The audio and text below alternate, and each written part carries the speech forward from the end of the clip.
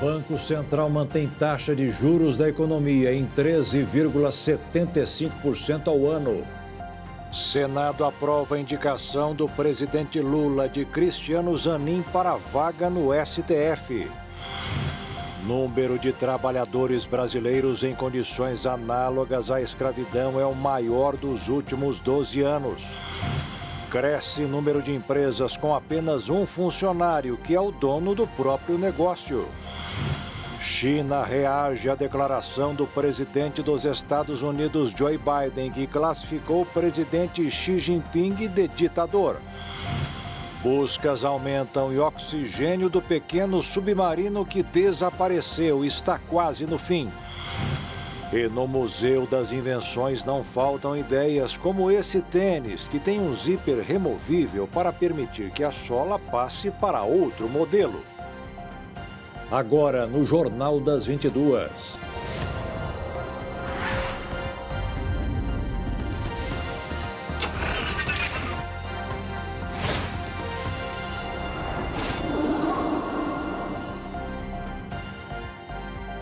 Olá, boa noite.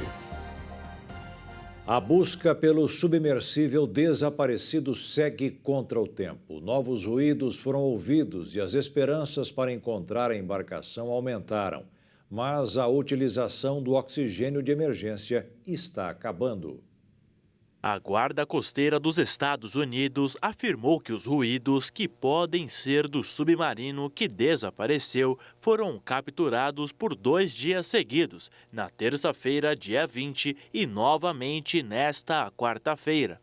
Segundo informações dos agentes, quem captou os sons foram os aviões canadenses. Como qualquer situação pode se tornar um caminho, as buscas se concentram justamente onde esses barulhos foram capturados. No entanto, os oficiais afirmaram que a situação ainda não é animadora, já que não se pode dizer com certeza que os sons são do submersível que sumiu. Mesmo assim, novos navios e sondas chegaram nesta quarta-feira ao local das buscas. Um navio norueguês também se desloca para a região para auxiliar os trabalhos. Nomeado de Skandi Vinland, o navio nórdico é uma embarcação polivalente, equipado com robôs subaquáticos autônomos. Vários navios e aviões, principalmente americanos e canadenses, estão em uma corrida contra o tempo para encontrar os 5 passageiros. E a corrida segue a todo vapor, já que se a teoria de que o submersível apenas perdeu o contato com o controle guia, os passageiros estariam vivos e utilizando a carga de oxigênio emergencial. Porém, segundo os cálculos da Guarda Costeira norte-americana, as reservas de oxigênio se esgotarão no início da manhã desta quinta-feira. As teorias se baseiam em 3 hipóteses. A primeira é a de que o submarino pode estar no fundo do oceano. Uma outra, mais otimista, é de que a embarcação pode estar flutuando na superfície. Por fim, a mais pessimista, que é a de que o submersível pode ter implodido com a pressão da coluna de água. As buscas por sobreviventes seguem, mas sem muitas expectativas. O governo federal anunciou hoje um programa para aumentar a segurança de passageiros e bagagens em todos os aeroportos nacionais. A iniciativa vai começar no terminal de Guarulhos, em São Paulo, e o investimento inicial previsto é de R$40 milhões. O programa Aeroportos Mais Seguros prevê para os próximos 6 meses a instalação de mais câmeras de segurança, inspeção de bagagens, instalação de novos equipamentos de raio-x, restrição de celulares e tablets em áreas restritas, scanners corporais, além de acesso biométrico de funcionários em áreas restritas e controladas. Durante o anúncio das novas medidas, o ministro de Portos e Aeroportos, Márcio França, citou o caso das 2 brasileiras que ficaram 38 dias presas na Alemanha, acusadas de tráfico de drogas em março deste ano. As 2 foram vítimas de golpistas que trocaram as malas delas com bagagens com cocaína. O projeto piloto começou a ser aplicado no aeroporto de Guarulhos, em São Paulo, e os investimentos são de 40 milhões de reais. A expectativa é que até dezembro de 2025 essas medidas sejam ampliadas para outros aeroportos do país que recebam voos internacionais. O investimento total é estimado em cerca de 240 milhões. O governo de Pernambuco decretou estado de emergência na área de saúde do estado. A medida foi tomada por causa das elevadas taxas de ocupação de leitos de UTI neonatal e pediátrica em razão do aumento de casos de síndrome respiratória aguda grave. Nesta quarta-feira, 54 crianças esperavam por uma UTI no estado, enquanto pelo menos outras 5 aguardavam um leito de terapia intensiva de pediatria clínica, além de 8 recém-nascidos que estão na fila por uma UTI neonatal. Desde o início do ano, já foram contabilizados quase 2.000 casos de síndrome respiratória aguda grave em crianças de até 10 anos, incluindo 36 mortes no estado. A Secretaria de Segurança Pública do Paraná informou hoje que o autor do ataque em uma escola no Paraná foi encontrado morto na prisão. A Polícia Civil do Estado investiga o caso. O ataque aconteceu na segunda-feira no Colégio Estadual Professor Helena Collodi, em Cambé, na região metropolitana de Londrina, no interior paranaense. O agressor entrou em sua antiga escola com o pretexto de buscar o histórico escolar e depois começou a atirar. Ele matou no local Caroline VR Alves, uma estudante de 17 anos, e deixou outro aluno, Luan Augusto da Silva, de 16 anos, gravemente ferido. O adolescente não resistiu e morreu no dia seguinte. A motivação do agressor está sendo investigada. Os ataques a escolas aumentaram recentemente no Brasil, o que as autoridades atribuem, em parte, aos conteúdos de incitação à violência que circulam nas redes sociais.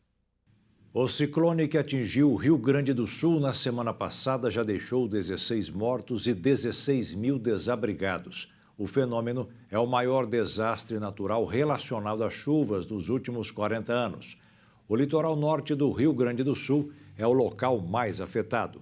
Ao menos 1.200 propriedades rurais tiveram prejuízos, de acordo com a Secretaria de Agricultura de Caraá. As perdas na agropecuária já passam dos 16 milhões de reais.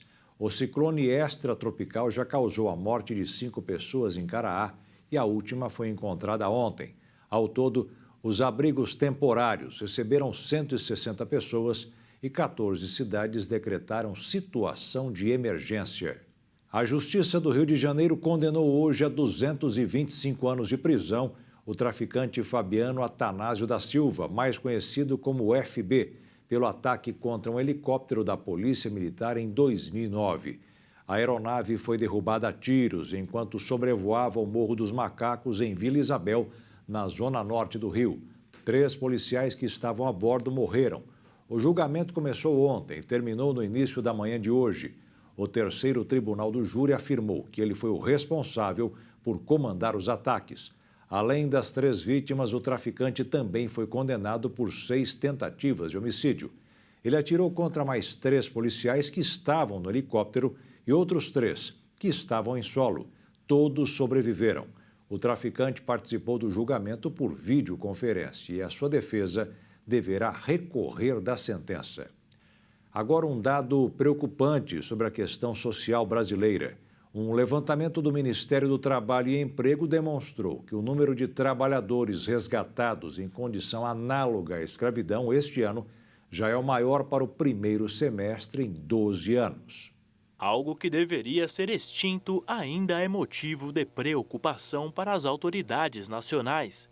Isso porque, ao considerar dados até o último dia 14 de junho, cerca de 1.464 pessoas foram encontradas trabalhando em condições análogas à escravidão. Esse número é quase o dobro dos registros dos 6 primeiros meses de 2022, quando o total ficou em 771 trabalhadores.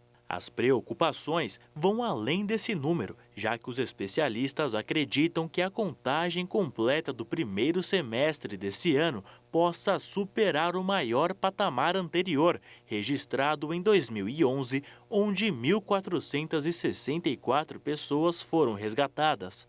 De acordo com os levantamentos, os maiores resgates do ano aconteceram em setores intensivos em mão de obra e envolveram empresas terceirizadas, tendo o ramo de usinas de álcool e produção de cana-de-açúcar como os principais alvos de denúncias e resgates. Segundo as autoridades brasileiras, o número de resgates apresentou aumento maior por conta de investimento dos estados em equipes de resgate por conta própria. Os especialistas afirmam que o número de casos que foram expostos na mídia e chocaram o Brasil fizeram com que as denúncias aumentassem proporcionalmente. Além disso, com o aumento da vulnerabilidade social, sobretudo diante da crise econômica provocada pela pandemia, muitos brasileiros se sujeitaram a trocas desproporcionais, como aceitar apenas moradia e alimentação. Sem perspectivas, mais trabalhadores em busca de oportunidade podem ter sido ludibriados por propostas enganosas e terem sido submetidos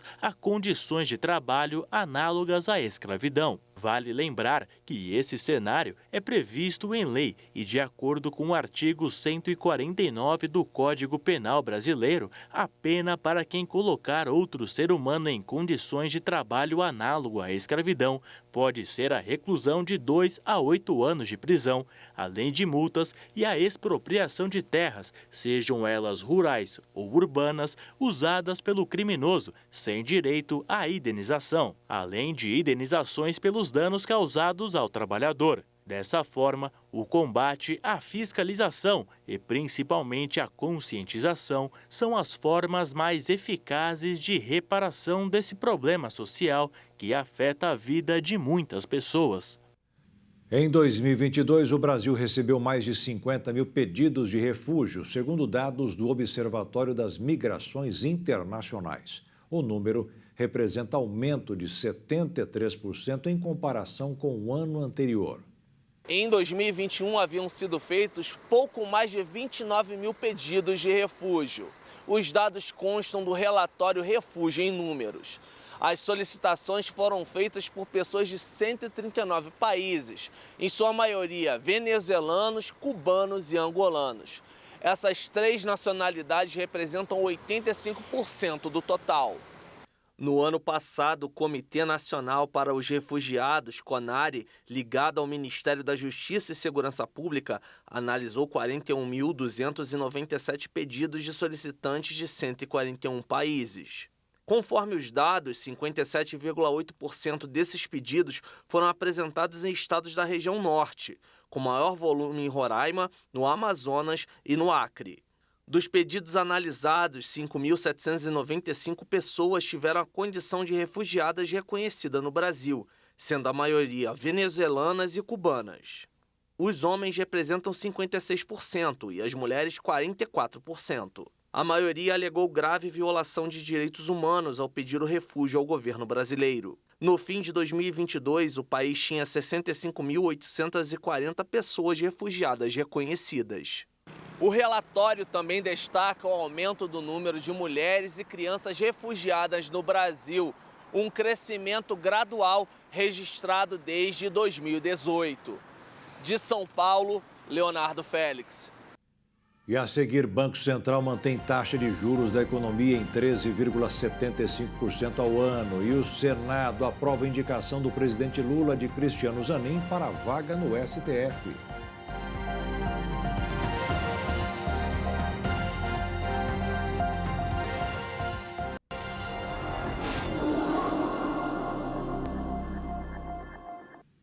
O advogado Cristiano Zanin foi aprovado para uma vaga de ministro do Supremo Tribunal Federal. A indicação do presidente Lula recebeu 58 votos a favor e 18 contra.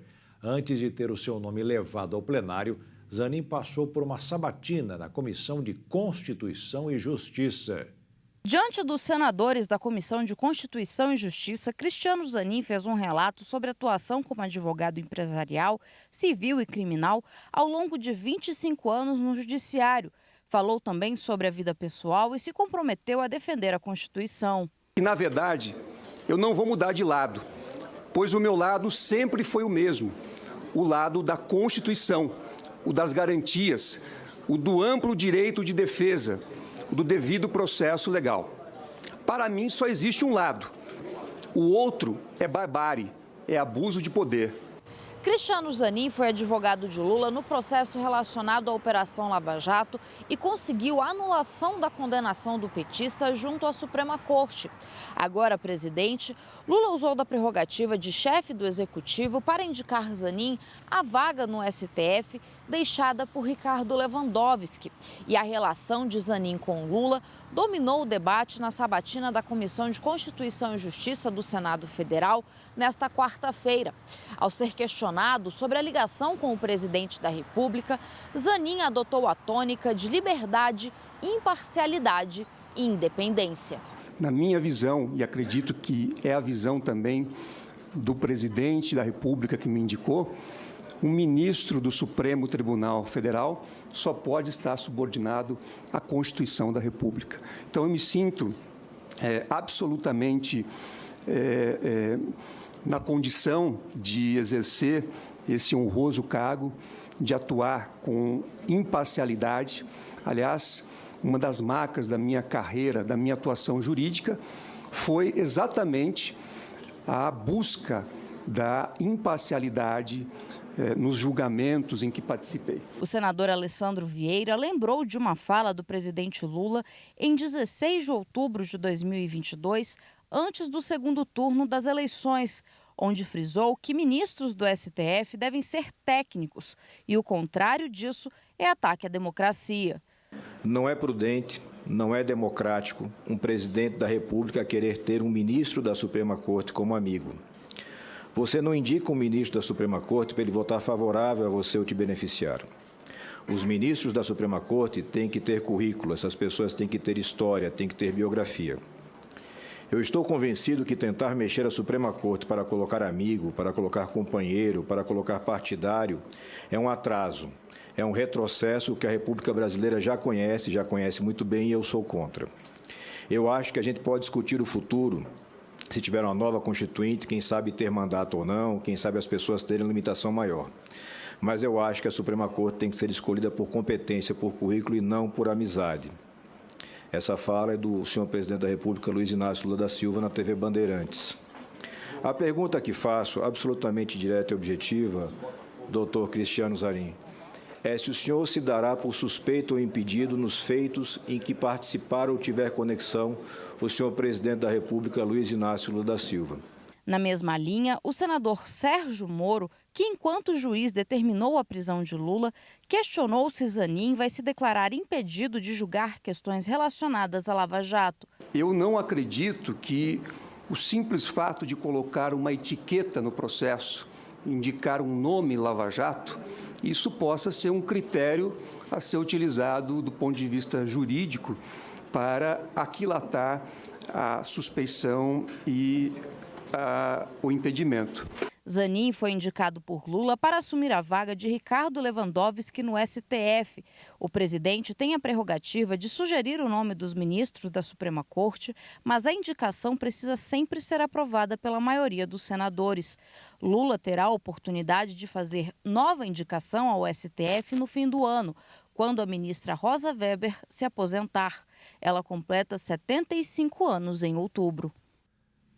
O senador Alessandro Vieira, que fez a pergunta a Cristiano Zanin, anunciou hoje que pediu desfiliação do PSDB. Ele vai ingressar no MDB. Dados do IBGE mostram que o Brasil voltou a registrar saldo positivo na abertura de empresas no segundo ano de pandemia de Covid-19. A alta foi de 5,8% em comparação com 2020. Em 2021, o Brasil teve um registro de cerca de 5.800.000 companhias ativas. Esses dados foram puxados pela modalidade sem nenhum trabalhador assalariado ou seja, em que havia somente o proprietário ou sócios registrados. Com isso, entre o início e o meio da pandemia, o número que equivale a quase 450 mil novos CNPJs. O que pode ser observado é um movimento considerado natural. Isso porque, com a pandemia, o desemprego deu um salto nunca antes visto e a população, que vive se reinventando, teve que dar o seu famoso jeitinho brasileiro para conseguir sobreviver em meio ao caos sanitário. Os números nos trazem um aumento significativo de pessoas que tiveram contato com o empreendedorismo de necessidade. Entre os setores, o de serviços, que agrega as atividades formais e informais associadas ao comércio, foi o que mais abriu vagas de emprego. O aumento de 205 mil empresas no segmento corresponde a quase 2/3 do saldo gerado no período estudado. O levantamento mostrou outro dado interessante sobre o trabalho no Brasil. As mulheres que mais sofreram com a pandemia em diversos aspectos retomaram em 2021 a participação entre os trabalhadores de empresas formais. Mas esse aumento abrange principalmente como trabalhadora assalariada, ou melhor dizendo, como proprietária ou sócia. Em 2021, elas representavam 44,9% da totalidade. A atualização desses dados é realizada anualmente pelo Cadastro Central de Empresas, a partir das informações do IBGE. Para gerar os números, o Instituto Brasileiro faz as pesquisas estruturais das áreas de indústria, construção, comércio e serviços, além de registros administrativos do Ministério do Trabalho e Previdência. No Brasil, mesmo com a taxa de desemprego recuando, muitas pessoas ainda se encontram sem emprego. Além da falta de oportunidades, a dificuldade dos processos fazem com que o recuo dessa margem de desempregados seja ainda mais dificultada. A procura de uma nova vaga no mercado de trabalho nunca foi tarefa fácil. Preparar um bom currículo, estar pronto para uma entrevista e mostrar suas habilidades de forma prática são tarefas que fazem parte da vida dos candidatos há anos. Mas com as mudanças que vêm ocorrendo com a chegada da tecnologia, tem sido cada vez mais difícil entender a dinâmica de quem contrata. Com a migração dos anúncios de vagas para o ambiente virtual, diversas empresas começaram a apostar no uso de ferramentas que auxiliam o RH nesses processos. Em tese, o processo se torna mais imparcial ao tirar o elemento humano e seus preconceitos de uma parte relevante do processo.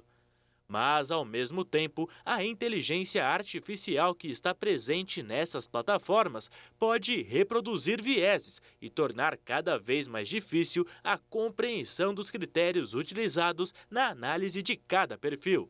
No final das contas, o robô decide quem será visto ou não. A dificuldade de compreensão do funcionamento da IA é um ponto criticado por candidatos e especialistas.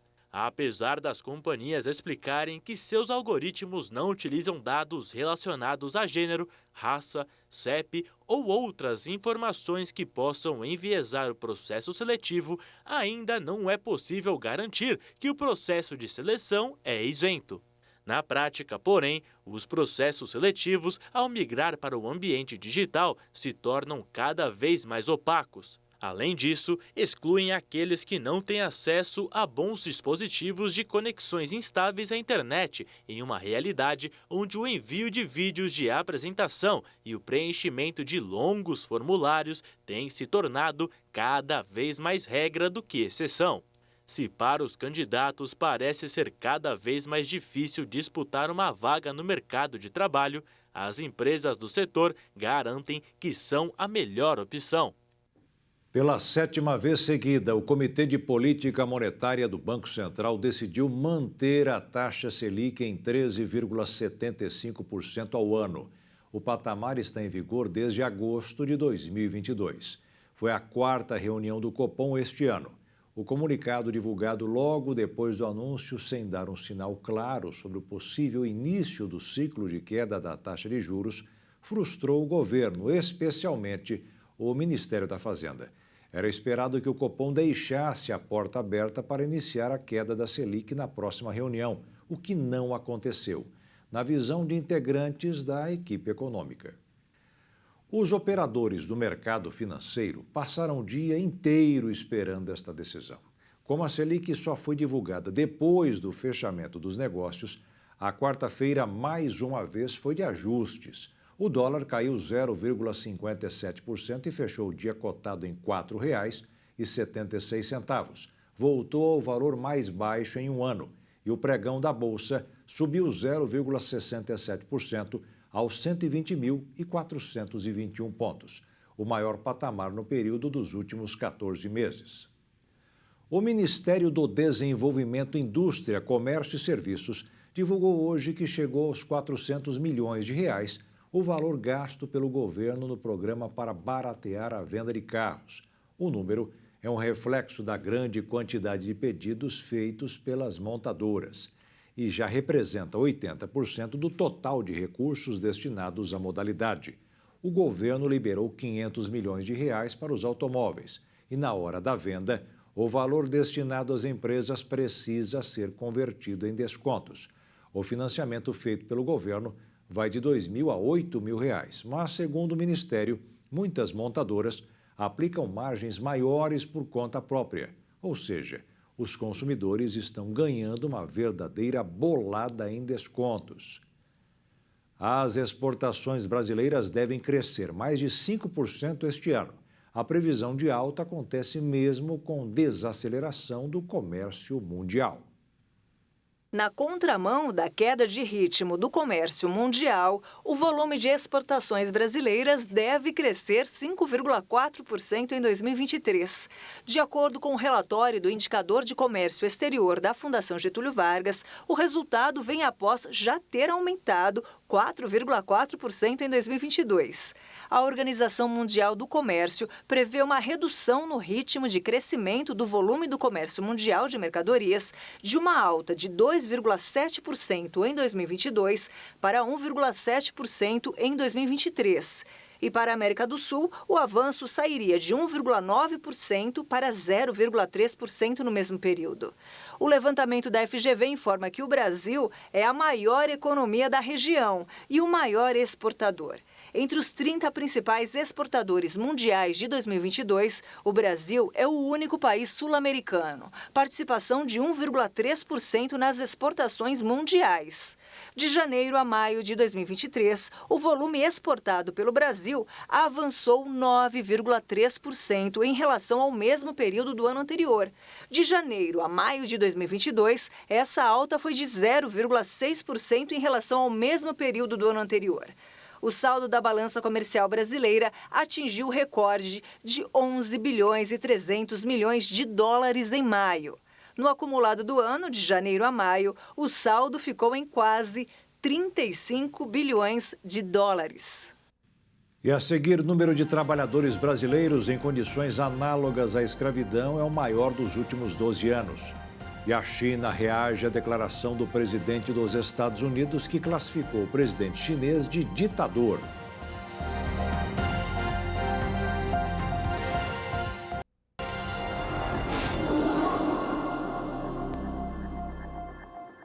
O presidente Lula cumpriu hoje uma agenda de compromissos em Roma, na Itália, onde se encontrou com o presidente da Itália, Sérgio Mattarella. Durante o encontro, o presidente Lula e o presidente italiano Sérgio Mattarella discutiram formas de fortalecer a relação comercial entre Brasil e Itália, além do potencial econômico do acordo entre União Europeia e Mercosul. O volume de negócios entre Brasil e Itália no ano passado ultrapassou 10 bilhões de dólares, o que faz da Itália o 15º parceiro comercial mais importante do Brasil. Os dois presidentes também discutiram os impactos da guerra na Ucrânia. Lula convidou Sérgio Mattarella a visitar o Brasil, pois aqui há a maior colônia de italianos no mundo, o que, segundo Lula, torna os dois países irmãos. Após o encontro bilateral, o presidente italiano Sérgio Mattarella ofereceu um almoço ao presidente Lula e à primeira-dama Janja. O presidente Lula também se encontrou com a primeira-ministra da Itália, Giorgia Meloni. Inicialmente, o encontro entre os dois não aconteceria sob o argumento de questões de agenda. Giorgia, que que é líder da extrema-direita italiana, sempre criticou Lula, mas quando ele estava no avião, recebeu o convite para uma conversa e aceitou. Os senadores aprovaram hoje o texto base das novas regras fiscais do Brasil. A proposta vai voltar para análise da Câmara dos Deputados porque sofreu alterações. As mudanças foram feitas pela Comissão de Assuntos Econômicos. O texto aprovado na Câmara dos Deputados sofreu algumas mudanças. O Fundeb, Fundo de Manutenção e Desenvolvimento da Educação Básica, o FCDF, Fundo Constitucional do Distrito Federal, e as despesas com ciência, tecnologia e inovação foram retirados do teto de gastos pela comissão. Isso significa que essas despesas não ficam sujeitas aos gatilhos acionados em caso de descumprimento das metas de resultado primário do governo. Ainda durante a sessão, 2 emendas que alterariam partes do texto foram rejeitadas. A primeira estabelecia gatilhos de contenção de despesas que seriam disparados com base na relação entre o PIB e a dívida pública. A outra tirava os gastos com o piso da enfermagem do rol de despesas submetidas ao arcabouço. O texto deverá retornar à Câmara dos Deputados para uma segunda rodada de votação, já que teve mudança durante a tramitação no Senado. O presidente da Câmara dos Deputados, Arthur Lira, pretende votar a proposta na semana do dia 3 de julho. Para o ministro da Fazenda, Fernando Haddad, esse é o tempo suficiente para que a proposta orçamentária de 2024 seja feita sob a nova regra. E a crise econômica no Brasil atinge até o que é considerado pequeno, como, por exemplo, o consumo de produtos streaming. Um levantamento demonstrou que uma parcela grande da população brasileira não paga o plano e prefere consumo de streaming com veiculação de publicidade. O estudo realizado pela Magnite, empresa especializada em vendas de anúncios, demonstrou que apenas 1/4 da população brasileira ainda não assiste serviços de streaming de TVs conectadas com propagandas, enquanto outros 74% dos espectadores do país utilizam alguma plataforma de vídeo que expõe campanhas publicitárias dentro da sua programação. O estudo foi feito entre março e abril deste ano, avaliando as respostas de quase 5.000 usuários com idades entre 16 e 74 anos. Além de mostrar que o brasileiro aderiu aos serviços com publicidade, a pesquisa também traz informações sobre a intenção de migrar de planos mais atrativos financeiramente, mesmo com inserções publicitárias. O levantamento apontou que do grupo que ainda paga para não ver as campanhas, 44% deles afirmou que provavelmente cancelaria ou reduziria a assinatura de TV paga, enquanto 70% deles assinariam uma nova plataforma de streaming gratuito ou de menor custo. Se de um lado o público desses serviços vem crescendo no país, os anúncios e a atenção das marcas também. Para os anunciantes, a possibilidade de hipersegmentação das campanhas se transformou em um atrativo para investir mais nessas plataformas. A Justiça de São Paulo desbloqueou mais de R$48 mil das contas do ex-presidente Bolsonaro. Há 2 semanas, 2 decisões judiciais bloquearam cerca de R$93 mil das contas do ex-presidente. O motivo foi o não uso de máscaras e capacete durante algumas motociatas realizadas em São Paulo 2 anos atrás. A defesa de Bolsonaro afirmou que o bloqueio atingiu todas as suas reservas financeiras e que parte do dinheiro penhorado estava em sua poupança. O juiz da Vara de Execuções Fiscais Estaduais, André Rodrigues, responsável pelo caso, acatou o pedido. Ele destacou que o Tribunal de Justiça Paulista define que só podem ser penhorados até 40 salários mínimos e afirmou que o valor bloqueado era maior que a sua dívida. O presidente dos Estados Unidos, Joe Biden, chamou o presidente chinês Xi Jinping de ditador durante um discurso realizado nesta terça-feira. A China rebateu hoje as declarações e disse que as falas de Biden são provocação política descarada e irresponsável. A polêmica fala aconteceu durante o discurso de Joe Biden em um evento de arrecadação de fundos para a campanha presidencial. O líder norte-americano relembrou o episódio do balão chinês derrubado no espaço aéreo americano em fevereiro e disse que Xi Jinping ficou muito chateado com o abatimento do balão por não saber da existência do artefato. Biden ainda declarou que a grande vergonha para os ditadores é quando eles desconhecem algo que aconteceu. A postura de Biden não agradou em nada à China, que rebateu a declaração do presidente dos Estados Unidos.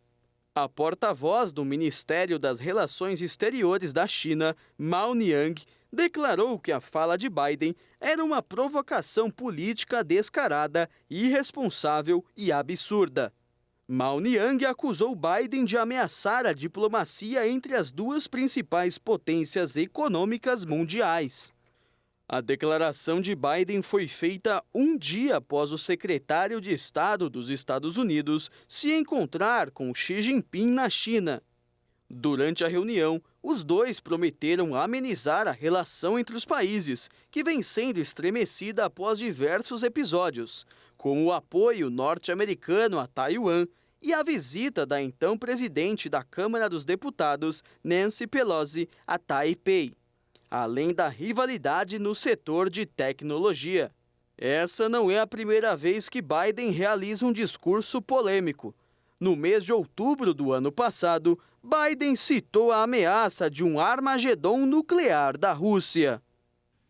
As tropas de Vladimir Putin ganharam um reforço fundamental para continuar a batalha contra a Ucrânia. Trata-se dos chamados tanques kamikazes. Diversos blindados antigos, modelos T-54 e T-55, em atividade desde o ano de 1948 e utilizados na época da Guerra Fria, quando havia a extinta União Soviética, foram restaurados e reformados para ficarem ainda mais potentes e partir para a linha de frente da guerra. Os denominados tanques kamikaze foram munidos com toneladas de explosivos e não contam com piloto. Sua única missão é ser enviado para ser explodido nas trincheiras, onde ocorrem os principais combates com a Ucrânia, principalmente na cidade de Donetsk. Diversas imagens divulgadas nas redes sociais mostram a hora exata em que o tanque é acionado. No vídeo, é possível ver que o armamento consegue atingir uma mina, mas na sequência ele para. De acordo com os russos, o modelo mostrado no vídeo foi destruído por um drone de maneira remota. Porém, na imagem é possível observar um disparo de um projétil antitanque contra o blindado, vindo de onde estavam posicionados os soldados ucranianos. Do outro lado da guerra, o presidente ucraniano Volodymyr Zelensky disse que as tropas de seu país avançaram e que o exército está conseguindo conter e destruir os batalhões russos nas regiões de Donetsk e Kupiansk. Zelensky também afirmou estar defendendo a região leste para evitar avanços russos e parabenizou o seu exército por cada helicóptero abatido. Ao menos 16 pessoas ficaram feridas hoje em um incêndio que provocou o colapso parcial de um edifício no centro da capital francesa. A informação é da polícia local. Segundo um balanço provisório, entre os feridos, ao menos 7 estão em urgência absoluta. A Promotoria de Paris informou que um edifício pegou fogo e desmoronou parcialmente na rua Saint-Jacques, no 5º distrito da capital. De acordo com um tweet do prefeito do distrito, antes do incêndio, houve um vazamento de gás. Vários moradores citados pela mídia local disseram ter ouvido uma forte explosão. A promotoria afirmou, porém, que ainda não foi determinada a causa da explosão. Foram mobilizados 230 bombeiros e 9 médicos no local, de acordo com a polícia. O chefe da polícia de Paris disse que o incêndio já foi controlado. Os socorristas seguem buscando vítimas entre os escombros.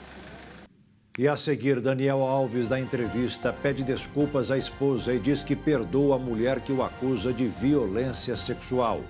E no Museu das Invenções não faltam ideias, como esse tênis, que tem um zíper removível para permitir que a sola passe para outro modelo.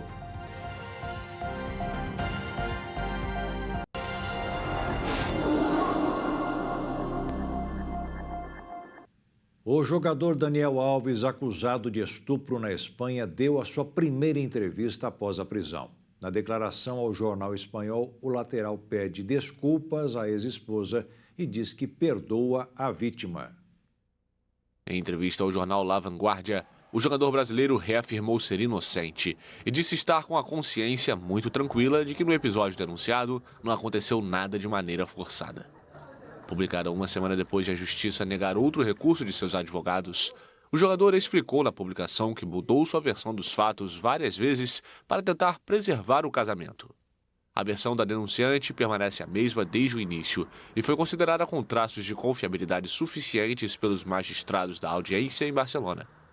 Daniel Alves, de 40 anos, está preso em Barcelona pelo suposto crime de agressão sexual, que na Espanha compreende o estupro.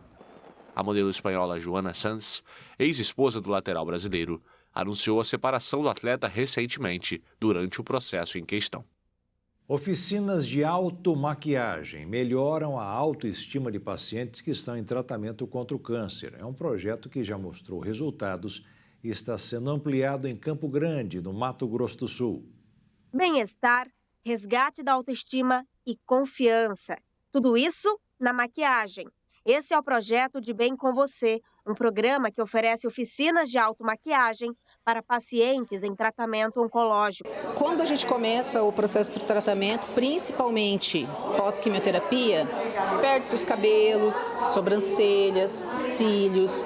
Então, acaba que perdendo a autoestima. Então, esse projeto vem para isso, para devolver, para dizer que existe beleza pós-diagnóstico, que ela precisa se sentir bem, porque esse se sentir bem vai ajudar no tratamento, com certeza. O programa conta com 125 voluntários e mantém parcerias com mais de 52 hospitais, ONGs e casas de apoio espalhados pelo Brasil todo. Nós já temos vários pacientes que já aderiram ao projeto e nós vamos dar início agora, né? Mas a nossa ideia é que todas as pacientes possam aproveitar desse benefício, né? Nós teremos oficina uma vez por mês, né? E contamos com as nossas pacientes para que elas venham participar. As pacientes em tratamento oncológico vão aprender os 12 passos da maquiagem, que vão desde a preparação da pele, hidratação no rosto, ao uso do blush e batom. O curso acontece uma vez por mês e as pacientes recebem esse kit de maquiagem gratuitamente. Para a maquiadora voluntária, poder recuperar, de certa forma, a autoestima do outro é muito gratificante. É uma realização também pessoal, não é questão só do dinheiro, né? Mas do valor que você vai levar isso para essas mulheres, na questão de autoestima, de energia, de alegria. Então, assim, é muito importante isso, né? A oficina inaugural fica por conta do grupo As Vencedoras. São mulheres que buscam dar apoio a outras mulheres que estão passando ou passaram por tratamento oncológico. Você vê uma do teu lado com problema, vê outra com problema. Você descobre que tem pessoas que não têm o que comer e que está vindo para a quimioterapia. Então a gente começou a se juntar, fazer ações solidárias, rifas, levantar fundos para ajudar uma a outra. A Ingrid também faz parte do grupo. Ela sabe o quanto faz bem elevar a autoestima. Para mim foi um momento tão delicado. Eu me cuido basicamente, eu quase não sou de fazer aquela maquiagem mais elaborada. Mas imagina você ficar com o rosto tão pálido ao ponto de não ter os pelos, seja do cílio ou da sobrancelha. Então esse autocuidado com certeza fazia toda a diferença no meu acordar. Então eu acordava, né? Eu fazia minha sobrancelha, apesar de ter uma micropigmentação na minha sobrancelha, era um pouco mais fácil. Mas imagine quem tem ela sem norte nenhum para fazer uma sobrancelha. Então eu conseguia fazer ali o básico e aquilo já me revigorava, seja para vir para o hospital, para ir para a rua, para encarar todo esse processo com alegria e beleza, né? É o que move a mulher, a beleza. A gente quer se sentir bonita. O inverno começou hoje no Brasil e vai até o dia 23 de setembro. Este ano, a estação mais fria do ano terá temperaturas mais amenas por causa da influência do El Niño. O El Niño consiste no aquecimento das águas do Pacífico na região da linha do Equador, com mudança na circulação de ventos e a distribuição de chuvas em todo o planeta. Por isso, neste inverno, a previsão é de chuva abaixo da média nas regiões Norte e Nordeste e mais volumes no Sudeste e Sul. Segundo o Instituto Nacional de Meteorologia, geralmente o impacto que o El Niño causa no Brasil é a redução de chuvas nas regiões Norte e Nordeste, enquanto na região Sul e no Sudeste é observado o aumento das chuvas. No caso da temperatura, existe uma tendência de elevação em grande parte do país e esse aumento pode elevar o risco de queimadas no Brasil Central. Dessa forma, teremos um inverno menos rigoroso por conta do El Niño. Ao mesmo tempo, o INMET não descarta a entrada de massas de ar frio e formação de geadas em áreas de maior altitude nas regiões Sul e Sudeste.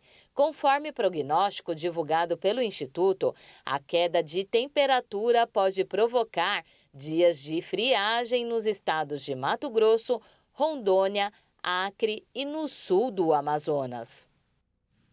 O restaurante peruano Central, que fica em Lima, foi eleito o melhor restaurante do mundo. O local está no topo da lista de uma prestigiada revista. O brasileiro A Casa do Porco ficou em 12º lugar. O restaurante peruano Central, em Lima, foi eleito o melhor do mundo. A premiação foi concedida pela prestigiada revista Restaurant, que destacou a biodiversidade única dos ingredientes indígenas do país. Os clientes do estabelecimento dos chefes Virgílio Martínez e Pia Leon comemoraram o reconhecimento. Muito charmoso, é o melhor restaurante. É muito charmoso, o melhor restaurante do mundo. É uma experiência única. Tem que participar e vir para esse evento. Tem que participar e vir para este evento. Venho a trabalho, mas gosto justamente de saber que o Peru tem essa comida, um dos melhores do mundo, e agora com Central, muito encantado. A lista dos 50 melhores restaurantes é feita desde 2002 por mais de 1.000 especialistas independentes, incluindo chefes, jornalistas especializados e donos de restaurantes de 27 regiões do mundo. O único brasileiro na lista é a Casa do Porco, criado por Jefferson Rueda e Janaína Torres, que aparece na 12ª colocação, após ficar em 7º no ranking de 2022. A legitimidade da premiação, patrocinada por várias marcas, é regularmente questionada, principalmente por chefes franceses. Críticos lançaram em 2015 a concorrente La Liste, elencando os melhores 1.000 restaurantes em todo o mundo. E as empresas Wipeside Foods e Good Meat disseram nesta quarta-feira que receberam a aprovação final do Departamento de Agricultura dos Estados Unidos para vender carne de frango cultivada em laboratório, abrindo caminho para as primeiras vendas do produto no país. Com as aprovações, os Estados Unidos se tornarão o segundo país a permitir a venda da chamada carne cultivada, derivada de uma amostra de células de animais que são alimentadas e cultivadas em tanques de aço, depois de Singapura. Quem se considera uma pessoa criativa deve saber que sua ideia original pode fazer sucesso e ainda entrar para o acervo de um lugar especial. Basta ir ao Museu das Invenções em São Paulo, o primeiro desse tipo na América Latina. Lá tem até um perfume anti-envelhecimento. De repente, você tem uma grande ideia, quer tirar o projeto do papel, mas não sabe nem por onde começar. A resposta para essa questão pode estar em um lugar que tem quase 30 anos de existência, mas nem todos conhecem nem sabem o quanto pode ajudar. Estamos no Museu das Invenções em São Paulo, ligado à ANI, a Associação Nacional dos Inventores do Brasil. Quando a ideia, o projeto é inovador, nós auxiliamos através de registro, blindagem com patente, tanto nacional quanto internacional, né, que é um trabalho um pouco mais jurídico, um pouco mais técnico, então nós temos aqui todo o suporte para essas questões e também depois entender como que o empreendedor, a pessoa quer levar esse projeto para o mercado. Existem hoje vários caminhos, né? A empresa, a pessoa pode produzir, pode buscar um fornecedor, pode buscar um investidor ou até uma indústria, uma parceria que se interesse em entrar junto no projeto. Um dos sucessos patenteados pela associação é essa boia espaguete, que ganhou o mundo. Foi um inventor aqui de São Paulo que teve a ideia na época de criar um isopor expandido, uma espuma diferente para boiar. E olha só, hoje já virou febre nacional e internacional. já é conhecido de várias formas, tem brinquedos e todo mundo usa na piscina, na aula de natação, no mar ou em várias atividades aquáticas. No museu, também chamado de Inventolândia, há cerca de 300 invenções, entre elas itens que facilitam bastante o nosso dia a dia e até otimizam espaços, como é o caso desta tábua de passar, que se transforma em uma cadeira e fica lá bonitinha no cantinho da casa. Tem também esses utensílios domésticos, como o grill para frangos, esses suportes para garrafas e também essa luva para descascar batatas. E tem ainda aqueles itens que são um pouco diferentes, como é o caso desse zíper shoes. Isso daqui, gente, é um tênis que possui esse zíper aqui e aí ele possibilita trocar a parte de cima do calçado para a cor e o modelo que a pessoa preferir. Essa é uma novidade que ainda não chegou ao mercado, como tantas outras que são destaque no museu e devem ser campeãs de venda em um futuro não tão distante. Como essa tomada com conector de celular para carregar o aparelho sem a necessidade de um cabo. Esse item de segurança para piscinas, que funciona como um alarme para evitar acidentes com crianças ou animais. E tem até esse perfume anti-envelhecimento. Os químicos tinham a dificuldade de chegar numa fórmula que unisse o álcool, que é o perfume, com o anti-age, que é o anti-idade. E ela conseguiu justamente chegar nessa fórmula. A ideia é a pessoa passar o perfume no colo e automaticamente a fazer um tratamento anti-envelhecimento também. Super bacana. Outra invenção que muito chama atenção e que logo deve estar à venda é esta cafeteira térmica portátil, que deve atrair muitos amantes de café. Nós patenteamos recentemente e ela tem um sistema inédito, porque os inventores criaram esse suporte interno que permite você filtrar o café aqui dentro. Então, aqui, nessa parte vai o pó, adoçante ou açúcar. Aqui dentro, só colocar água quente. Você simplesmente une as duas pontas e coloca aqui. Virou. Em 3 minutos, o café estará pronto, filtrado, uma delícia para você consumir na própria case térmica ou até colocar numa xícara, onde você quiser. E você pode conferir essa e outras invenções de pertinho antes de chegarem ao mercado. A Inventolândia abre de segunda a sexta-feira, das 10 às 17 horas. Para mais informações sobre visitação, acesse o site museudasinvenções.com.br.